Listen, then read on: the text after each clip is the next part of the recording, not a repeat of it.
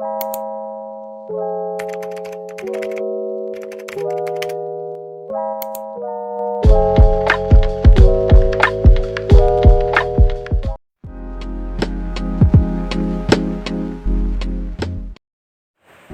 teman-teman, kali ini aku mau bahas mengenai manajemen persediaan. Apa itu manajemen persediaan? Manajemen persediaan merupakan bagian dari modal kerja yang tertanam dalam bahan baku, barang setengah jadi maupun berupa barang jadi tergantung jenis industrinya. Persediaan juga diartikan sebagai elemen modal kerja yang selalu dalam keadaan berputar, di mana secara terus-menerus mengalami perubahan. Mengapa sebuah persediaan atau inventory merupakan elemen utama dari modal kerja? Yang pertama, karena jumlah persediaan paling besar dibandingkan dengan modal kerja lainnya. Yang kedua, aktiva yang selalu dalam keadaan berputar, di mana secara terus-menerus mengalami perubahan. Yang ketiga, tingkat likuiditasnya paling rendah. Apa saja macam-macam dari persediaan? Yang pertama, perusahaan dagang. Persediaannya berupa barang dagangan. Yang kedua, perusahaan industri. Persediaannya berupa bahan baku, barang dalam proses, dan barang jadi. Beberapa tujuan dari manajemen persediaan. Intinya, mengatur tingkat persediaan yang tepat agar jumlah tidak terlalu besar dan tidak terlalu kecil. Selanjutnya, kesalahan dalam menetapkan besarnya investasi persediaan akan menekan keuntungan perusahaan.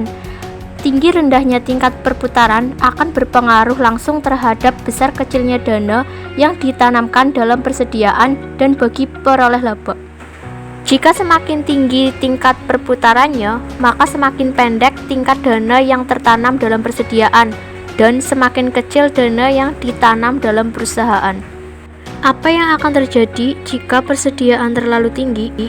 Biaya penyimpanan akan tinggi, biaya pemeliharaan di gudang juga tinggi, namun memperkecil keuntungan perusahaan, dan biaya bunga juga tinggi.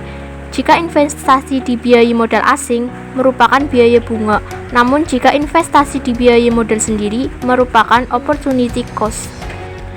Dan apa yang akan terjadi jika persediaan terlalu kecil? Maka proses produksi akan terganggu. Akibatnya, perusahaan tidak dapat bekerja dengan full capacity.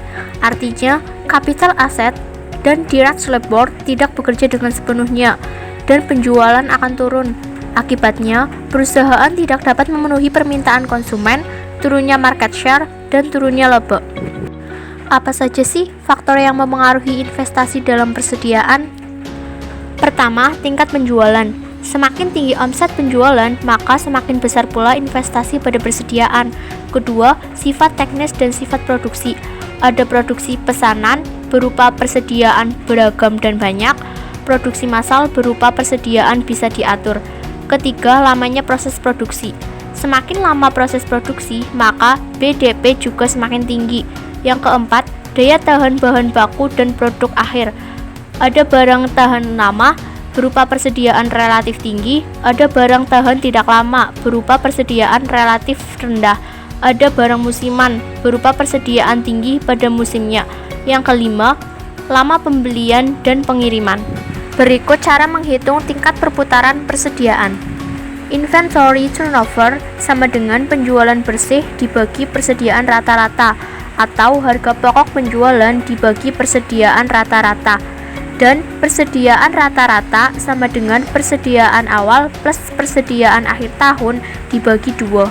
Sedangkan untuk menghitung hari rata-rata barang disimpan di gudang sama dengan 365 hari dibagi inventory turnover. Berikut contoh soalnya.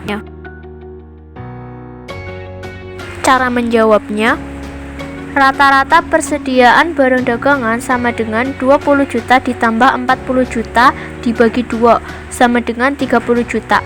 Jadi, inventory turnover-nya sama dengan 360 juta dibagi 30 juta sama dengan 12 kali. Sedangkan hari rata-rata barang disimpan di gudang sama dengan 365 hari dibagi 12 sama dengan 30 hari. Untuk menilai tingkat efisiensi, rasio tersebut dapat dibandingkan dengan anggaran, rasio tahun lalu, dan rasio industri.